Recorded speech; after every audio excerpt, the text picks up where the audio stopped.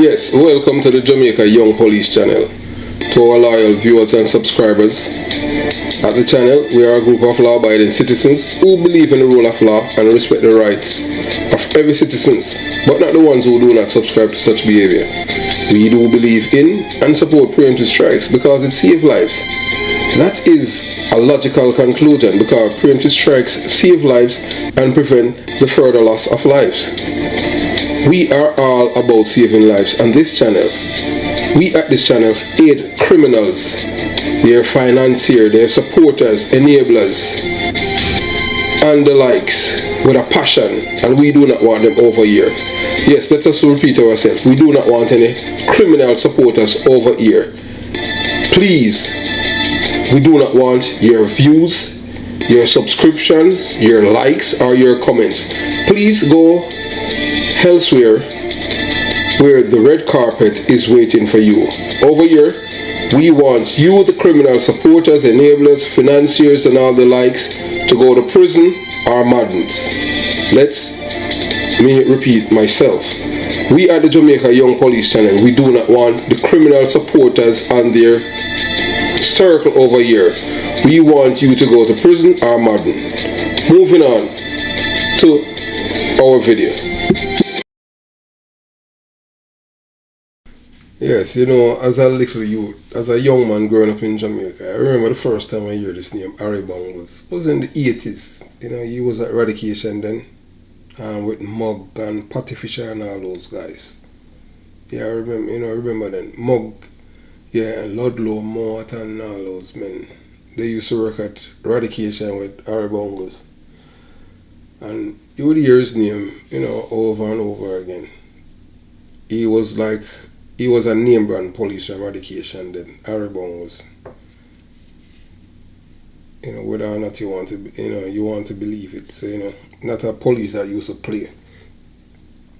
But you have, you know, men like one of the top men that used to be at Eradication is a policeman they call Mug.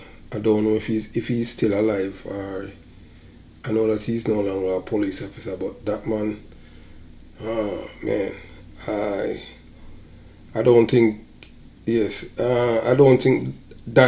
anyway.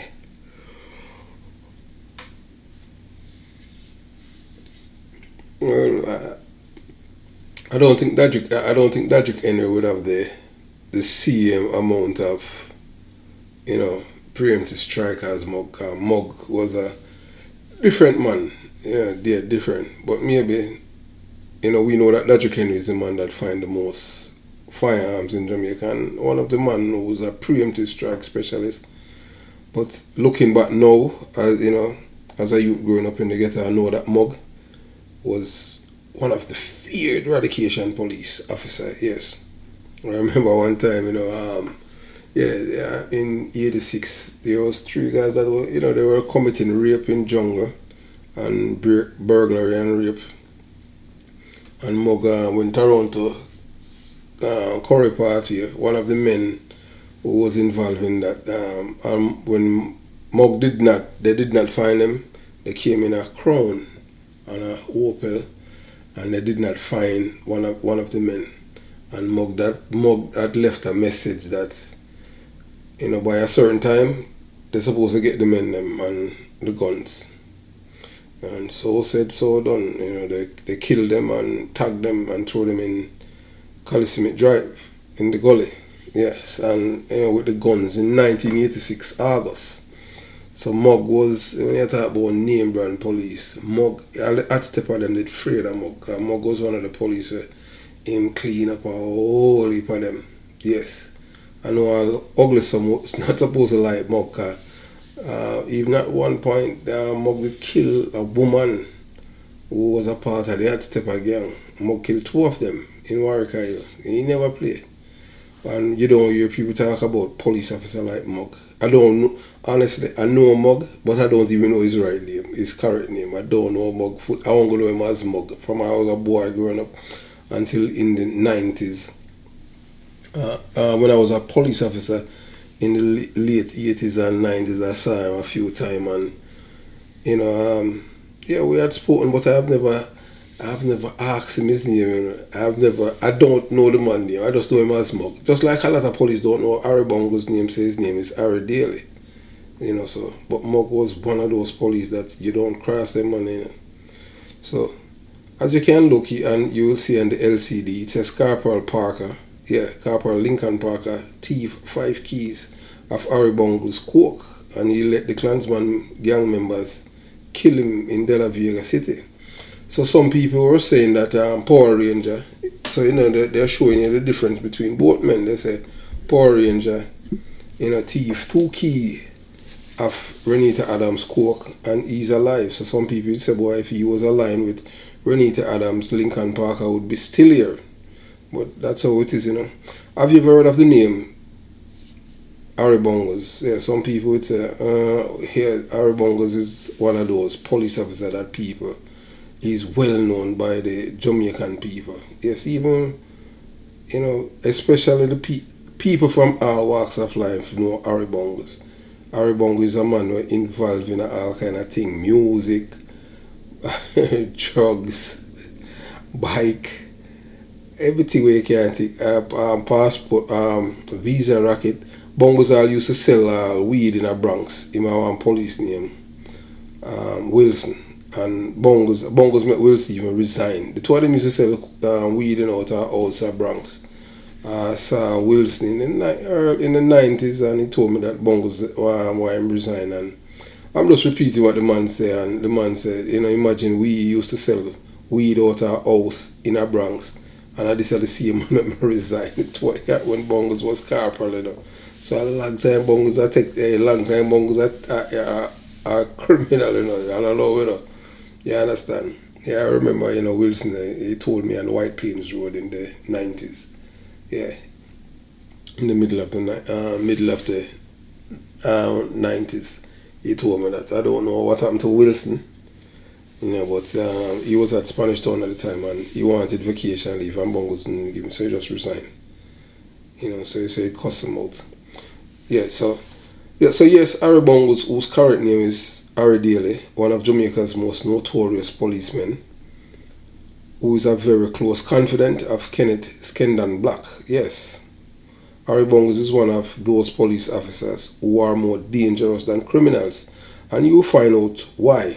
A policeman was his boy, Corporal Lincoln Parker, born, raised and bred in De La Vega City, Spanish Town, St. Catherine. That's near to the Spanish Town police station.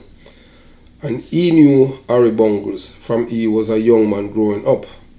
It was the same Harry Bongos who helped Parker to join the police force and was instrumental in getting him an early promotion. But when you are around certain people in the police force, their friendship is not just friendship.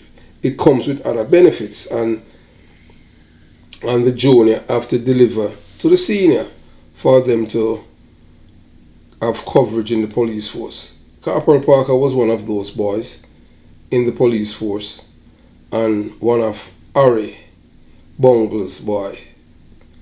He was tasked to do all kinds of things for Bongos, who would send him on various errands, like collecting his share of extortion money from members of the Klansman gang. Sometimes the money was delivered by James Hines, City Post, Lenny Budd, Blackman, or Tesha Miller. And sometimes the late Donovan Bulby Bennett himself, who knew Harry Bongos and Renita Adams personally. Yes, Bulby knew these top-ranking police officers because they have one thing in common: the PNP LGBTQ plus party, and their loyalty was to the party and not to the police force. Unlike Renita Adams, Power Ranger, a police officer who used to work at Crime Management Unit, was lucky enough to thief 2 keys, of Renita Adams' coke out and live to joke about the same in June 2023. So, basically, Power Ranger, had stolen 2 keys of Renita Adams' coke. And him live to talk about it, he may not have to pay him back, and him just thief it, and you understand? So he didn't lose his life. So they're saying, boy, if Corporal Lincoln Parker was not that lucky, as his relationship with Harry Bongos went south when he went on one of his errands to Buff Bay, Portland. where he collected a package of about 40 keys of coke from an acquaintance of Harry Bungles and took the entire amount to the superintendent at Spanish Town at a house in Olmsted, Spanish Town, where Chen Chen used to stay before he had to run away because of pressure from Renita Adams. Corporal Parker's first mistake was that he had stopped in Stonehill and dropped off 15 keys of coke that he was to take to Harry Bungles. Unbeknownst to Parker, he was not authorized to take any of the product, but he took it anyway without permission or consent of Harry Bungles. Then he left for Spanish Town. On arrival at the address at Olmsted, Spanish Town, Corporal Parker gave Harry Bungles the 25 key of coke to him and told him that he had taken some of the drugs. Parker has never seen Bungles get mad at him. Remember that this was the man who is responsible for Parker ascension in the police force. Plus, was the man who was responsible for everything that happened to him in the police force. Bungles knew that Parker was a criminal-minded police officer, and if you were not willing to commit crimes for Bungles, he had no use for you. The relationship is a one-way relationship, and it is for being friends with Bungles and nothing else. You won't benefit from the relationship one iota. And all of this is based on information from Special Branch Police Officer. You understand? So immediately, Harry Bungles read the Riot Act and made his declaration known to Corporal Parker that he must return his drugs or their value, or you are going to die. Corporal Parker did not take it seriously on hearing the threats and thought to himself that Bungles would not dare kill him or get anyone to kill him. Remember that he is a police officer, so he thought that would insulate from what was coming for him. Corporal Parker was warned by Tesha Miller and other men within the Klansman gang that he must return the big man's drugs or else he will be killed. When he questioned the men's loyalty and fealty as they knew each other from childhood, they made it known it was nothing personal but business, and Bungles was of more value to the gang than him, Lincoln. Wow. That is when he realized that being a part of a criminal organization and being a police officer does not provide that amount of coverage or protection from one when you are from a community when criminality is a way of normal life to most of the people living there. That's De La Vega City. Corporal Parker, having sold the drugs to a known drugs dealer on the hill that up Stonehill, collected the money and paid Harry Bungles for 8 keys of the coke. Harry Bungles told him that he wanted the payment for the 7 and that he hadn't paid for as yet, and his decision to call off the it was not over. Parker started to preach to Harry Bungles by reminding him of the many crimes that he had committed for him and the Klansman gang, and asked that this be forgiven because he was in some financial problem. If he had known that it would have come to this, he would not have done what he did, because he looked up to Bungles as his father and was pretty much crying. Harry Bungles, being a seasoned, heartless and professional criminal, Corporal Parker's tears did not touch his heart or any part of his body, as he had none or a soul. So basically they're saying, boy, Bungles not a soul nor heart, you know. So although him they're not ball and them thing, that in the face Bungles, because all Bungles want back him coke or him money. And the man not play the man. So he didn't touch nowhere. So he was given 1 month to pay up, or else both men never speak again to each other. The relationship went south and never returned to the days when Parker enjoyed being in the company of Harry Bungles, locking illegal guns for him and collecting various packages and going on several errands for him. If he were caught doing and committing these crimes, he would go to prison for Bungles, and now his life is on the line. One evening, when he came home from work, he was sitting looking into space. His mother asked him what was going on with him, because she could sense that something was wrong with her son, and he brushed it off as nothing but one of those days that he was not having a good day, as his girlfriend and him having some disagreements. Harry Bungles is one of the police officers who have used his authority to abuse or intimidate people, or maybe trigger happy and willing to use excessive force. It doesn't matter what the person is. That Bungles and everyone knows not to play with him. Evil criminals know that this is a man you do not cross. He is corrupt and uses his position to enrich himself or his friends. The character of Harry Bungles is not a fictional character. The example is that he is a police officer who is more dangerous than criminals. Bungles is a criminal-minded police officer who has constantly getting into trouble with the law, from raping his helper and eating her pum-pum, plus bite the woman's genital. Bungles was arrested and charged with rape, but was acquitted, as the late Blackadouche from Jungle and Skendang paid off the complainant, who was able to leave Jamaica for a greener pastures, and he was able to return to his job as a superintendent of police. However, that did not stop Harry Bungles again from getting into trouble. He was arrested and charged and convicted later in an extortion scheme, and this time this person was very close to him. That man is a deportee and he related to Bongo, another criminal from Spanish Town, and that witness wanted to go back to England, so he set up Harry Bungles, and he's now living in Europe. Yeah, so that's how it is, you know. So, however, he also has a mean streak, and he is not above using his authority to bully and intimidate people. In real life, there have been many cases of Bungles as a police officer who have abused his authority by divulging information about witnesses in murder cases to suspects and accused, thus causing them to lose their lives. That's how brutal this man, and he is revered, celebrated, and emulated by many criminal-minded police officers.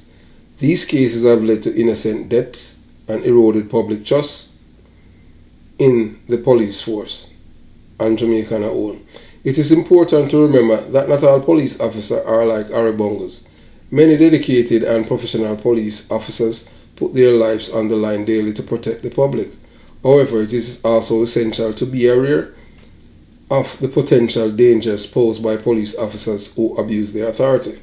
Corporal Parker did not return Harry Bungles 15 key of coke. He only returned 8, as reported by us at the Jamaica Young Police channel, because he thought he had some form of insulation as a man born and bred with the likes of Tesha Miller, who was a part of the hierarchy of the Klansman gang, and he felt safe in his community of De La Vega City, which is right beside the Spanish Town police station. What Corporal Parker did not know is that there was no honest criminal, none. Although he, in uniform and at work, would have boasted that he is a Clans police officer, or a policeman officer that, yes, a police officer boasting about being a part of a criminal organization, and to him it was cool. Things to say at work and how he was close to criminals in Spanish Town. That is the level of desensitization we have reached in Jamaica when a policeman can boast of his affiliation to a criminal gang.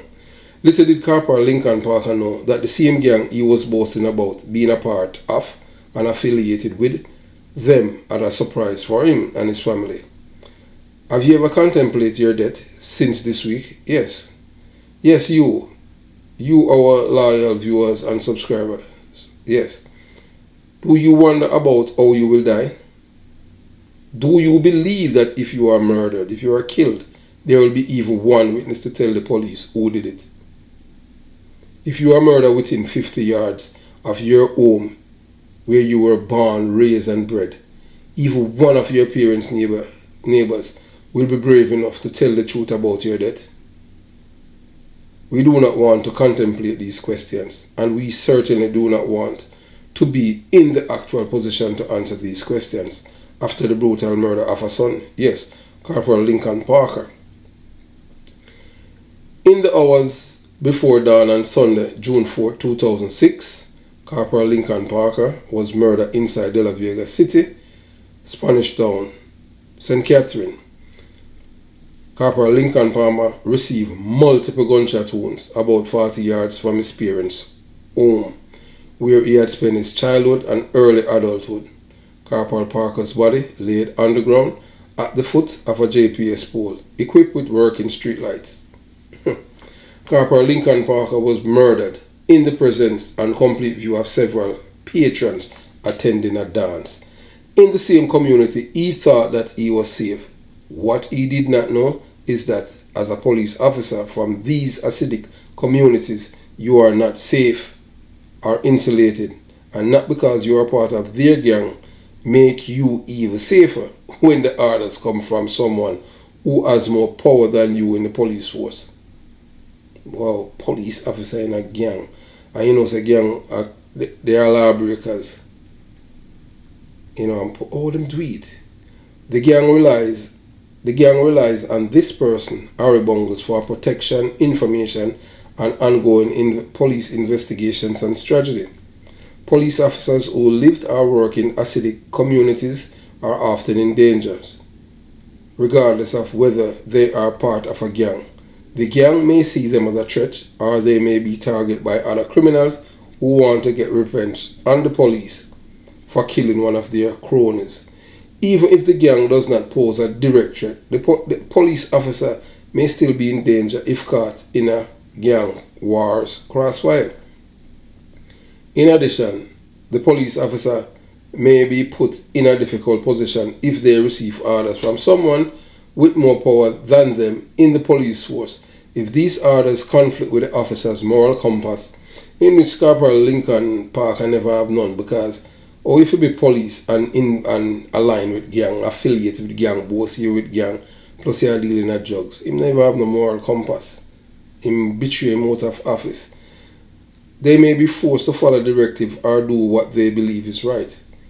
This can be a tough decision, putting the officer's career and even their lives at risk. Here is a perfect example of the challenges that police officers face in acidic communities. These officers are often caught between a rock and a hard place and must make difficult decisions that can have serious consequences. It is important to remember that these officers are just doing their jobs, and they deserve our respect and support. Corporal Lincoln Parker was one of these police officers who felt comfortable around men from his community with illegal weapons walking past him as if their guns were legal. Because he was friends with criminals as a police officer, that's a big mistake and a no-no. You don't do that as a cop, being friends with criminals, because there is not a single honest criminal. As a police officer, criminals are going to eat your guts just for being a law enforcement officer. He did not get the memo or follow his gut instinct as a police officer to know that to stay away from criminals. Corporal Lincoln Parker made a big mistake by being friends with criminals. As a police officer, he is supposed to uphold the law and protect the public. By being friends with criminals, he risks himself and the public. There is no such thing as an honest criminal. All criminals, by definition, dishonest because they break the law. Let me repeat that for police officers and for our loyal viewers and subscribers.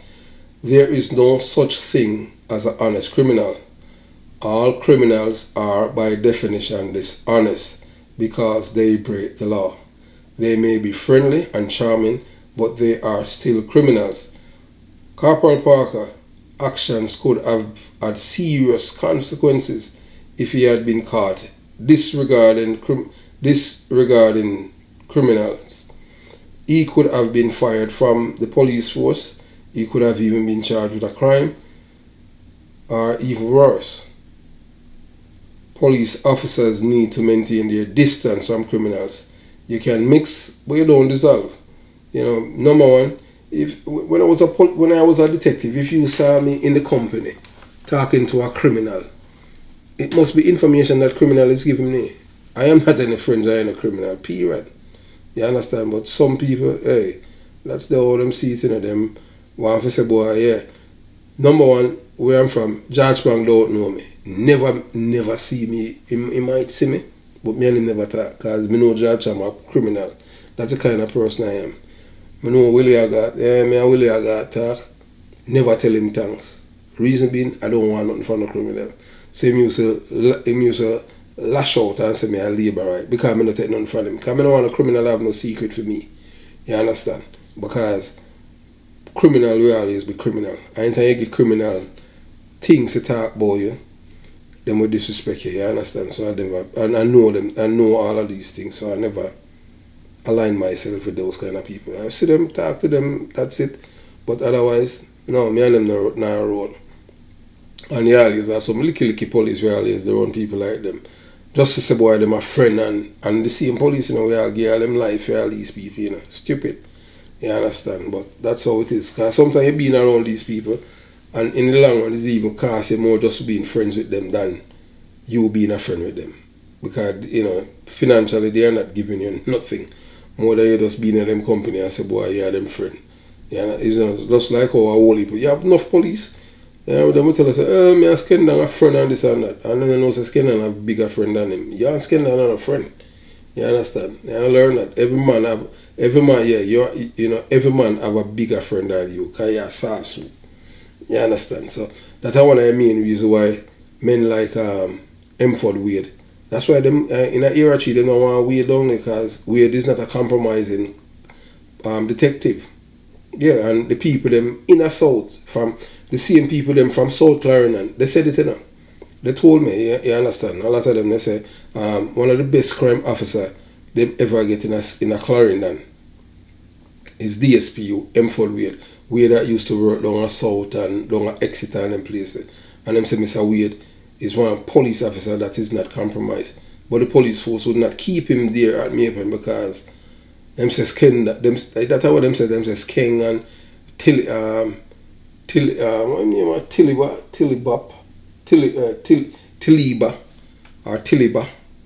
you know, them couldn't control him, and them say man like Natty Wink no so fond of Wade, Natty Wink no fond of Wade because when Wade not there, him can't control the entire CIB staff in Clarendon.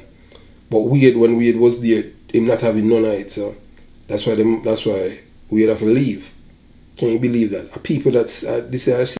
Yeah, so we have reached the end of part one. You know, Corporal Lincoln Parker. You know, T15 key of Aribongo's coke, and Aribongo's let the Klansman young member kill him in De La Vega City, 40 yards away from his home. And it is alleged. You know, we don't have any eyewitness to say the same. It's just based on what the former member of the special branch unit had passed on to us, and we at the Jamaica Young Police channel is just sharing it with you, the loyal viewers and subscribers, to show you that, you know, even the police force, you know, corruption is rife, and it was rife then and it's still rife now. You understand? Have yourself a beautiful day. Jamaica Young Police channel. And before we go, part 2 will be coming up shortly. So we won't let you wait. You'll get part 2 shortly. Have yourself a beautiful day. Jamaica Young Police channel out.